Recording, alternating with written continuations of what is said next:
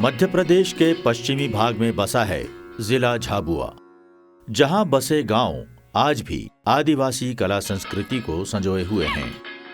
यहां मुख्य रूप से भील, भिलाला, पटेलिया आदिवासी निवास करते हैं, जो मुख्यतः खेती पर निर्भर हैं।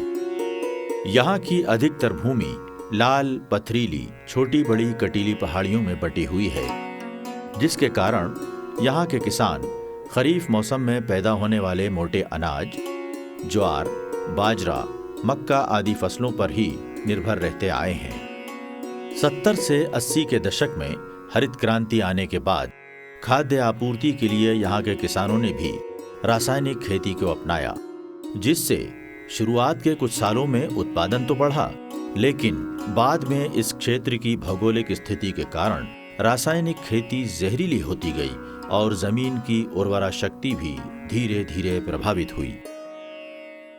और रासायनिक खेती में एक आदमी बाजार जाएगा, दवाई लाएगा, चारा मारने की, इल्ली मारने की, तो वो मार देगा, पर उससे कर्जा ज्यादा होगा।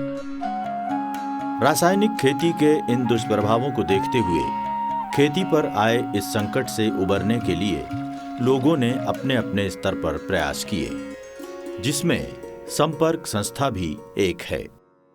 संपर्क झाबुआ जिले में सन 1987 से विभिन्न मुद्दों पर कार्य कर रही है, जहां संस्था ने लगभग 20 वर्ष पूर्व देसी बीज और जैविक खेती पर कार्य करना शुरू किया।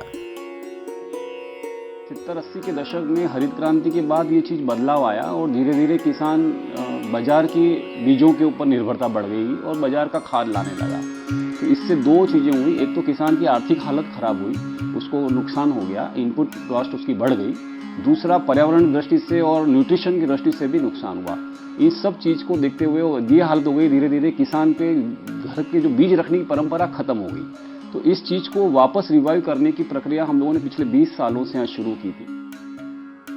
झाबुआ जिले के पेटलावद विकासखंड में 20 गांवों के किसानों को देसी बीज और जैविक खेती से जोड़ा गया। संपर्क ने उपचारित देसी बीजों को प्रोत्साहित किया। रायपुरिया यहाँ का प्रमुख सामुदायिक बीज बैंक और बीज उत्पादन केंद्र है, जहाँ गेहूं की 22 किस्में, दलहन की 32 किस्में, तिलहन की 12 किस्में और विभिन्न प्रकार की हरी सब्जियों के देसी बीज उपलब्ध रहते हैं। संपर्क के सस्ता में जोड़े लावे 15-20 साल हो गया। वहाँ से मूंग लावा, सवड़ा लावा, अड़िया लावा, मूंगफली लावा, गेहूं की वक्त गेहूं लावा। और जो देसी खेती है उसमें अपने घर से ही जो अपन गायों से जो गोबर है, गौमूत्र है, स्वयं अपने से ही वो अपना ही सामान मिल जाता है खेती के लिए, और उसका देसी उत्पाद होता है, उसका कुछ भाव भी थोड़ा ज्यादा मिल जाता है। देसी खाद में गेहूं का रोटी खाओते, एक यूरिया खाद में उड़ावे लो, गेहूं पकाड़ो भी नहीं, रोटी खाओ, फर्क तो है नहीं।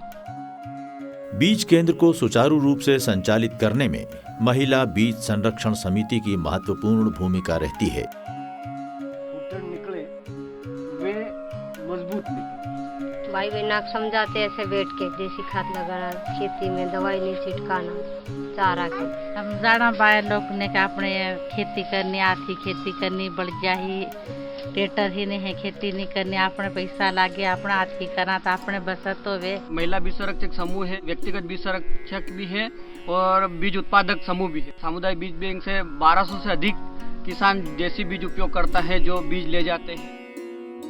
ये किसान देसी बीजों से जैविक खेती करते हैं और फसल होने के बाद लिए गए बीज का 1.5 गुना वापस करते हैं, जिससे देसी बीजों का भंडारण बढ़ता है, जिसका फायदा जैविक खेती से जुड़ने वाले नए किसानों को मिलता है। हमारे यहाँ 20-22 लोग जुड़े सके हैं।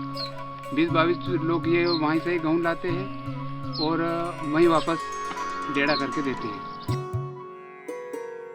राज्य के अंदर हैं या जिले स्तर पे लोग हैं, अपने बीज लेके किसान जाता है, बीज का मेला लगाते हैं, वहाँ किसान आपस में बीज का एक्सचेंज करता है। जिला स्तर पे भी करता है और राज्य स्तर पे भी करता है। अलग अलग जगह के बीज यहाँ पर इकट्ठे होते हैं, वो भी हमारे यहाँ के बीज वहाँ जाते हैं। तो इससे क्या है, जैव विविधता भी बनी रहती है, पोषकता बनी रहती है, बीजों पर किसान की आत्मनिर्भरता बढ़ती है। रसायन मुक्त व श्रम आधारित देसी बीजों द्वारा जैविक खेती करना भले अभी चुनौतीपूर्ण है, लेकिन संपर्क के साथ देसी बीज और जैविक खेती से जुड़कर झाबुआ जिले के लगभग 1200 किसान चुनौती को स्वीकार करते हुए जैविक खेती से आत्मनिर्भरता की ओर बढ़ रहे हैं।